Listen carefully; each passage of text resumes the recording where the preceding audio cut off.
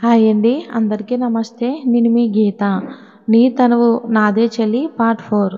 Sorry sir, ఇంకెప్పుడు ఇది జరగదు. సారీ మేడం అని నుంచోగా సామ్రాట్ అతనికి సైగ చేసేసరికి అతను భయపడుతూనే సామ్రాట్ వెనక్కి వెళ్ళి నిలబడ్డాడు. తను అలా వెళ్ళగానే సామ్రాట్ మళ్ళీ వైదేహిని చూస్తూ ఉన్నాడు. వైదేహి వర్షంలో తడిసి రావడంతో తడిసిన కురులు, ఆ కురుల నుంచి జాలువారుతున్న చినుకులు తన ముక్కు, పెదవి, చెంప ఇలా మొహం మీదంతా అక్కడక్కడ ఉండి కొన్ని వర్షపు చినుకులు తన మెడ మీద కూడా జారి తన కంటికి విందులా కనిపిస్తూ ఉన్నాయి.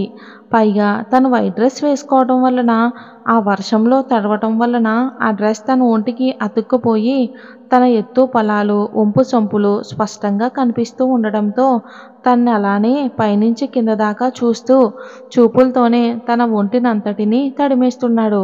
అప్పటిదాకా సామ్రాట్ బౌన్షల్తో మాట్లాడిన మాటలు విన్న వైదేహికి సామ్రాట్ తన్ని పెళ్లి చేసుకోవాలి అని అర్థం అవటంతో వైదేహి అతన్ని కోపంగా చూడగా సామ్రాట్ చూపులు వైదేహిని ఎక్కడెక్కడో తగులుతూ ఉంటే తన్ని చేదరింపుగా చూసి తన చున్నీని తన ఒంటి మీద అంతా చుట్టుకుని సామ్రాట్ కళ్ళల్లోకి పొగరుగా చూస్తూ, చూడు మిస్టర్ వాటెవర్, నీ పేరుతో నాకు సంబంధం లేదు. నువ్వెవరో కూడా నాకు తెలీదు. తెలుసుకోవాలని అస్సలు లేదు. కానీ నీ వాలకం చూస్తుంటే బాగా బలిసిన వాడిలా కనిపిస్తున్నావు.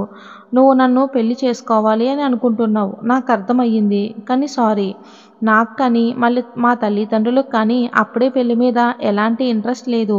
ఒకవేళ ఉన్నా నీలాంటి బలిసినోడిని చేసుకునే ఉద్దేశం మాకేమాత్రం లేదు.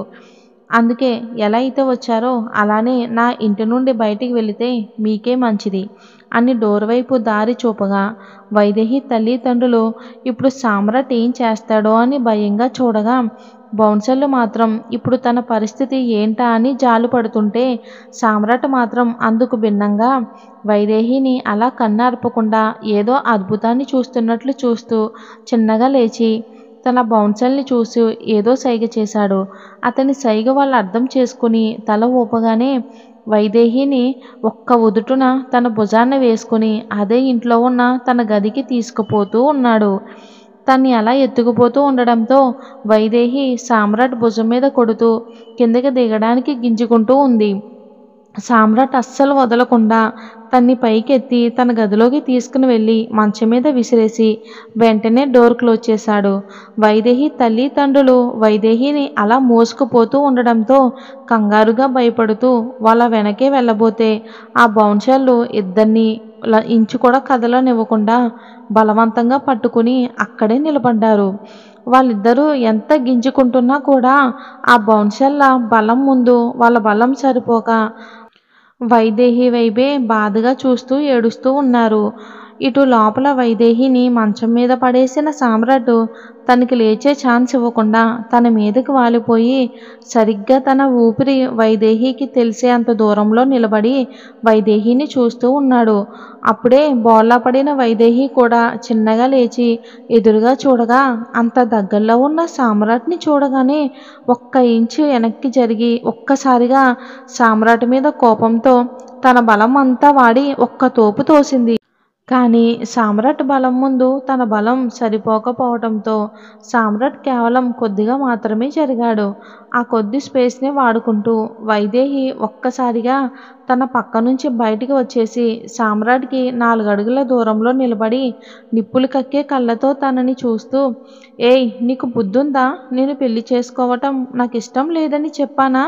అయినా కూడా నా అనుమతి లేకుండా నన్ను ముట్టుకుంటావా? అసలు ఎవడు నువ్వు? అసలు నా గురించి నువ్వు ఏమనుకుంటున్నావని తిడుతుంటే సామ్రాట్ మాత్రం చిన్నగా లేచి కూల్గా జేబీలో చేతులు పెట్టుకుని కదులుతున్న తన పెదాలని చూస్తూ, కూల్ పాపా, కూల్. ఇప్పుడు ఏమంటావు? నేనెవరో తెలియదంటావు, అంతేనా? సరే చెప్తా విను. నేను సామ్రాట్ రాయుడు. ఈ అండర్ వరల్డ్నే ఏలుతున్న మాఫియా డాన్ని. ఈ దేశంలో ప్రతి పొలిటీషియన్ నా చెప్పు చేతల్లో ఉంటాడు. పోలీసులు నా కాళ్ళ కింద పడుంటారు. ఈ దేశాన్ని అన్అఫీషియల్గా ఏలుతున్న రారాజుని నేను. ఇక చాలా? నా గురించి ఇంకేమైనా చెప్పాలా?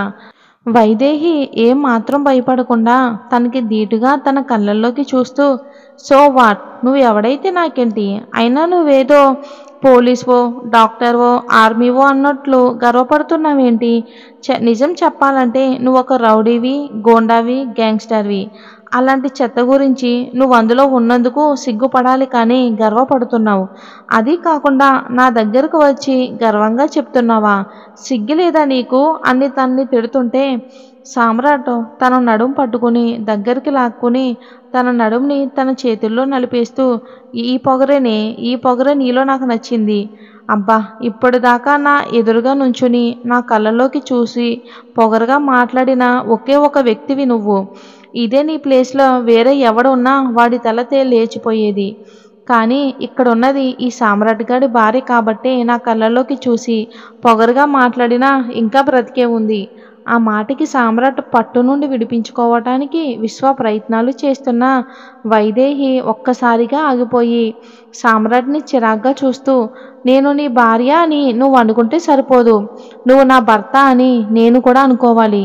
అది ఈ జన్మలో జరగదు. నీలాంటి ఎదవని నేను ఎట్టి పరిస్థితిలో పెళ్లి చేసుకోను అని విసురుగా సామ్రాట్ చేతుల్లో నలుగుతున్న తన నడుమును విడిపించుకోవటానికి ప్రయత్నిస్తుంటే అప్పటిదాకా తన్ని డిస్టర్బ్ చేస్తున్న పెదాల్ని ఒక్కసారిగా అందుకుని వాటిని కసితీరా ముద్దు పెడుతున్నాడు సామ్రాట్.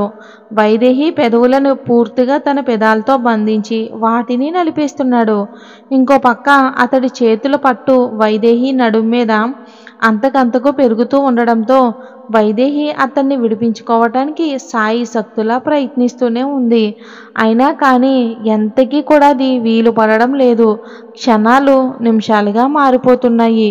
సామ్రాట్ మాత్రం తన్ని అస్సలు వదలడం లేదు. 20 నిమిషాలు అయ్యింది. ఇంక వైదేహికి ఊపిరి ఆడడం కష్టం అయ్యింది. అయినా సరే సామ్రాట్ తన్ని వదల్లేదు. ఇక సామ్రాట్ పట్టుకి తన నడుం నొప్పి పుడుతూ ఊపిరి ఆడకపోవటంతో వైదేహి కళ్ళల్లో నీళ్లు తిరిగాయి. అవి చిన్నగా కళ్ళని దాటి చెంపల మీద చేరగా సామ్రాట్ తన కింద పెదవిని ఒక్కసారిగా కొరికి తన పెదవులను వదిలేశాడు. కానీ అప్పటికే వైదేహి నడుం తన చేతుల్లో ఉంది.